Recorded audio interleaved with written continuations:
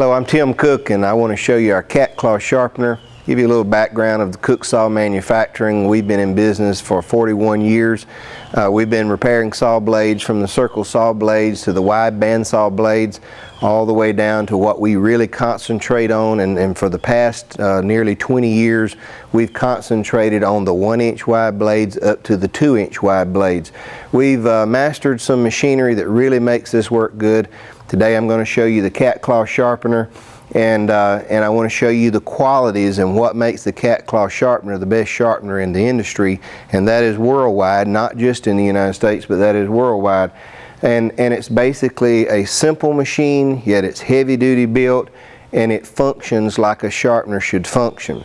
It's a heavy built machine. You can see the heaviness of the way we build the machine. A bandsaw sharpener cannot be made light. It's got to be made heavy so that you get steady. You don't want the grind rock bouncing as it goes in. You want a steady, consistent grind. We have a special door built. It's got a knob here that will tighten a spring that clamps the door. The blade simply cannot move, it cannot vibrate, it cannot get away from the clamp, and that clamp is very important. We've got little rollers here that the back of the blade rolls on that keeps the back of the blade precise. You'll also notice that our cam rotates counterclockwise. That pushes the blade down against these rollers at all points. When it pushes it down, the blade clamp holds the blade where it is. Now this clamp becomes very important because if I push a tooth and stop and come back, I want that tooth to be precisely there until I want to push the next tooth again. And so when I come down this face, I don't want this blade moving away, because if it moves away, I've actually dulled the point rather than sharpen it. Many of the sharpeners on the market today don't have a good clamping system. You'll also notice this clamping system is free and clear under the bottom. You may not be able to see it, but there is nothing to catch the grinding dust, the metal dust. There is nothing there to catch that. So it's always free and clear. The little rollers are turning, they're continually cleaning themselves. So this thing is not going to load up with trash and bind up. That's another very important part of grinding a bandsaw blade. So we've got heavy duty.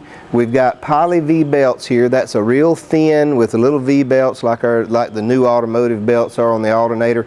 That belt does not cause vibrations. A V belt would, but this belt does not. We've got a 1/2 horse grinding motor. This grinding motor, you can cut the blade in half and it won't stall that motor. So we've got an overkill on motor, but the reason we do that is we get an industrial grade motor. It's balanced, it has plenty of horsepower, the grind rock never changes RPMs. That's important to grinding. You never want a grind rock that slows down or does not have enough power to do the job. You'll also notice that in the grinding of this, we use it's a ceramic type rock. Now we have other type rocks available, but this particular grinder has got a ceramic rock. It's one of my favorite because you can grind lightly and this thing will just keep grinding and it doesn't wear very fast. However, if you were to grind too fast, too hard, it would damage that some. But what I like to be able to do is to shape my rock. When I shape the rock, then it is true with this arbor, it is true with this machine, and then when I come down in there I can get a smooth grind. And that's why I like to be able to shape my own rock, and the rock does wear, but when you compare the expense of this conventional grind rock, it will cost you less than 50 cents per blade to sharpen your blades as a grind rock expense, and that's a good price in our day's economy. It's a cheap price to pay to have your blade sharpened. So I shape the rock to the shape that I want it to perform. And in shaping this rock, I always use this rule.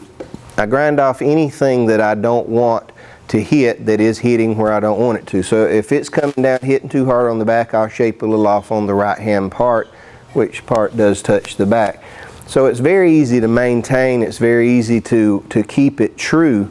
And as you'll see when I turn it back on, it grinds very smooth down the face and it comes out the back. This cam is what dictates how this grind rock is going to grind. So this cam has very smooth transitions from a high point to a low point. The transitions that happen in this cam is what dictates how smooth this grinder goes in and how it comes out. You will notice it does not go down and go chee-chee. It goes down and goes bzzz, and you'll see it just go down and smoothly transist itself to the next phase. And that's very important on a cam. Out of all the machines in the sharpening industry that I've seen, no one makes the cam as smooth as our cams are to do the job that we do. Now there's questions that people ask, well, what about wet grinding versus dry grinding? Then they'll also ask about plunge grinders, and I'll address both of those. One of the things that dry grinding does is it keeps all of my dust and things like that will be right here. It'll go down. When you've got wet grinding, you've got airborne water particles, you've got smoke that comes off of it. If you're using an oil type grinding, you've got a mess. It wants to plug up things and it wants to give you trouble. I prefer dry grinding just because it makes less problems for me. When the blade is very sharp, like needles on these points, or like little razor blades up here, sharp is sharp. This blade, this machine, this grind rock, this system sharpens the blade very, very sharp. The blades cut very good. The plunge grinder, I'll address that. The plunge grinder has to have the full shape of the rock in a borzon rock. It has to come down, and it goes down in and then comes back out. Whereas this machine is a sweep grind. That's something I should have already mentioned. It's a sweep grind. The sweep grind goes down and then sweeps out.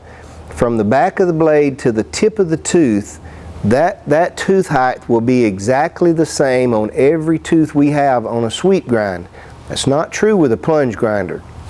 If the plunge grinder is grinding a blade that has a little differential in the tooth spacing, which can happen in various manufacturing processes, then you have high teeth and short teeth, and the plunge grinder will never make that go away.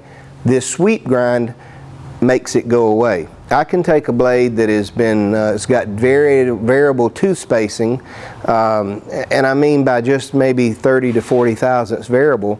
I can grind it on this machine and every tooth will be exactly the same height when I get through grinding around the blade. The plunge grinder will never correct that problem. Second thing, the plunge grinder has to have oil on the blade. It does not have water coolant, it is an oil. And that oil, when it hits, makes red spark. Well, the grind rock makes the red sparks. The oil is spraying in there, trying to cool all the sparks down, cool the grind rock down, and it makes smoke. There's a smoke vapor which is oily. It gets on your glasses, it plugs your glasses up. Most people use these type grinders in a small room. The whole room gets smoked up. It becomes very, very much of a problem, especially during the winter time. Not so much of a problem in the summer when you can open the doors, let the air flow through, but in the winter time that smoke does become a problem. The other problem is the grind rock dictates the shape of the tooth, and so if that grind rock is not shaped exactly for the shape that you're wanting, then you're just stuck with that. If you want to change from one tooth spacing to another, you have to change the grind rock. Whereas you'll see on our machine, you can change the cam, keep the same grind rock and basically the same shape. You may shape it a little different, but you can switch from one tooth spacing to another, and this machine is very, very fast. And I'll demonstrate that in just a little bit and how fast that is to change.